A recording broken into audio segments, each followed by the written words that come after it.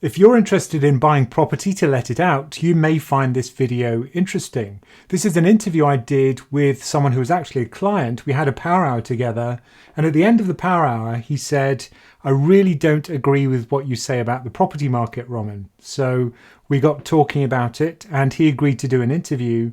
And this is that interview, although I have edited it. His name is James Coursier, and he's done something very impressive, which is to bootstrap his own portfolio of buy-to-let properties, by which I mean he didn't inherit a large amount of money, he started poor, but through dedication and education, he's created his own property portfolio, and he's now financially independent in his early 30s.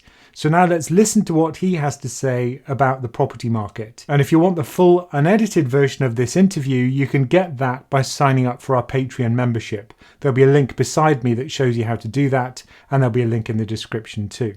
So a bit of background about me. I came from a very poor family, brought up by a single mother in Birmingham, although the accent may suggest otherwise. And, growing up was tough. I saw my mum really stressed with money, and from a very young age decided that something I definitely didn't want.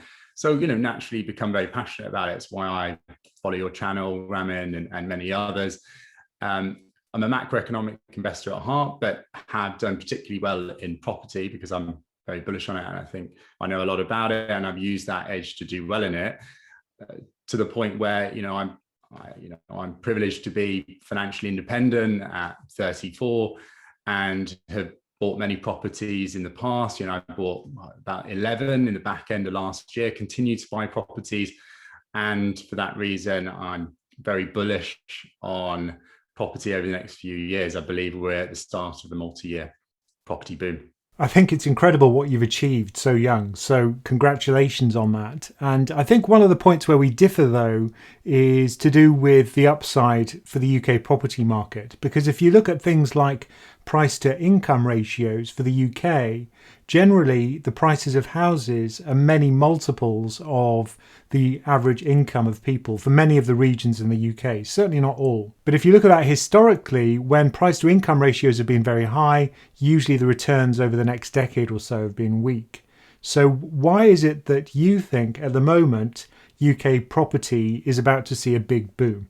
There are inherent aspects to property that make it such a powerful area to invest in. There's a whole number of reasons why, but just for brevity, I'll give you the top 8, I would say. Number 1, there's a supply and demand constraint, certainly in the UK, which means that inevitably each year, demand outstrips supply and it pushes the price up. It's very forgiving as a market because even if you get it slightly wrong, there's that general trend upwards. Equally, because of the way you can get leverage in property due to mortgages, think about it. What other industry can you borrow at 1, 2, 3% at a huge portion of the value? 90, 95% on a residential mortgage, homeowner, 75%, 80% on a buy-to-let. Phenomenal. That leverage allows you to multiply even the increase just simply on inflation, while, third point, that the debt on that property erodes due to inflation. So even if you just own a property and it goes up by inflation over time, you do phenomenally well. Fourth, there is a property cycle, just like there is a business cycle. Not that many people really know about it. The problem is because the main guy that popularized it and really did the research on it, Fred Harrison, is not very well known. But it's the 18-year property cycle. It is phenomenally accurate. It's not perfect. It's not always 18 years, and things can cause it to change, like wars. But it's a lot more reliable and predictable versus, say, the stock market cycles. And so you can know where you are in the cycle and then be able to know more of an upside versus downside risk, or pressure for prices to go up or down. It's the main reason why I think we're in a property boom at the beginning at the moment, because we're at the start of another kind of bull run. That 18-year cycle is fundamentally a crash, Then you kind of have a 4-year malaise where it settles. You have a kind of a 5 to 7 year first moderate growth, a couple of years where it wobbles, not much happens, or it goes down. And then you have another stronger boom cycle of 5 to 7 years that escalates. That's at the end of that, you have that kind of winner's curse of a couple of years where it's phenomenal growth. And if you invest at that point, that's where you get caught out and you have another crash, correction, and it all goes again. Just like you see in other markets, but it's quite specific in property. Property is a safe haven, right? So as opposed to other markets, because it's so illiquid, the prices don't vary so much. So when things are tough, people just don't sell. So the price doesn't go down as strongly when there are changes. But equally, when there's printing of money or people want to invest in something, property is seen as a reliable place to put it. It's diversification. So if you invest in multiple different assets, it weakly correlates or inversely correlates to other areas. So you can protect yourself against your other asset investments. It's great from a human psychology point of view. So if you look at the stock market, because it's so easy to move in and out of it, people run the risk of, say, buying high, selling low, because they get caught up in the fear and the greed around that. Because property is so difficult to go in and out of, it calms that, right? So you're forced not to sell in difficult times or in steady times. Equally, because you're committing to a mortgage, it forces good financial practice, putting money towards that mortgage each month. Even if you're a homeowner, you're forcing to pay to that mortgage. Whereas a lot of people who do that often aren't great at saving. Just like a forced opt-in on a pension encourages good financial behavior. And then lastly, it's a lot easier to get an edge in property, right? So I've spent a lot of time understanding property and doing well in it, and then I get a much better return. In the stock market, it's so much more difficult to do that. And vast majority of studies pretty much say the vast majority of people trying to beat the market don't beat the market. And yet in property, that is definitely not the case. If you know more than other people in property, you do better, you get a better return. And you can do it by putting more time into it, having more skill, knowledge, just being smarter, thinking about it more carefully. So if you're willing to put time and energy into property, you will do better. So let's say that you're thinking about doing one of these property deals. What are the factors you consider when deciding whether to go ahead with a deal? How do you actually price it? And how do you work out whether it's worthwhile? I mean, I invest in different types of properties, some more complicated than others, but for most people, they're looking at ASTs, which means an assured short hold tenancy agreement. So that's a standard buy to let investment. For those, the best way to consider a buy to let investment is to just be quite clinical about it, right? Very objective, look at the numbers. That's why you're investing in the property. You're doing it as an investment. So the best way to do it is to think about your return on investment, because that allows you to compare it to other investment opportunities. And the way to do it is you look at it firstly from a monthly cash flow perspective. Well, the obvious income is rent, so you put that in.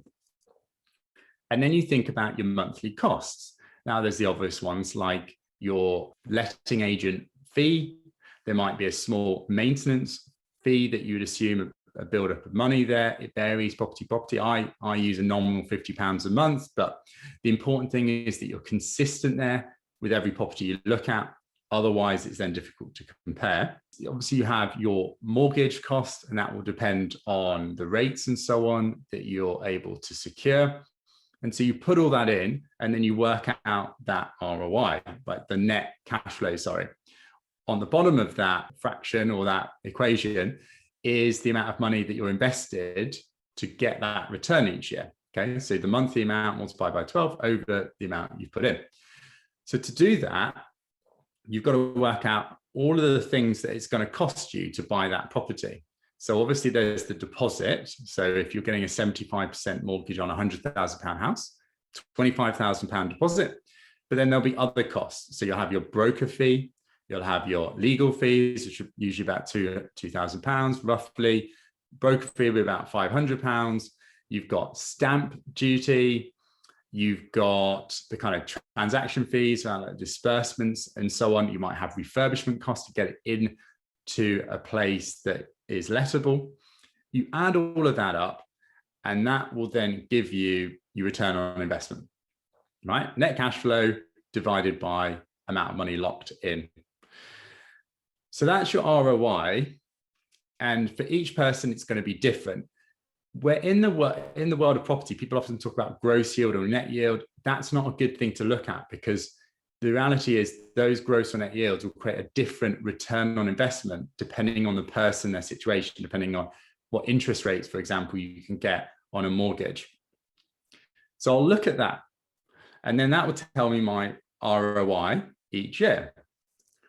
I'll then add on two main other areas. The second one is capital appreciation. So the way you make money on property is your net cash flow and the appreciation of value of the property. The way you monetize that is either you sell it in the future, it's not the way I prefer to do it, or you, as the value of the property goes up, you remortgage at a higher debt level, and then you extract the cash. Another great reason why property is so good, that money you extract from the appreciation of the property is tax-free. Very, very powerful.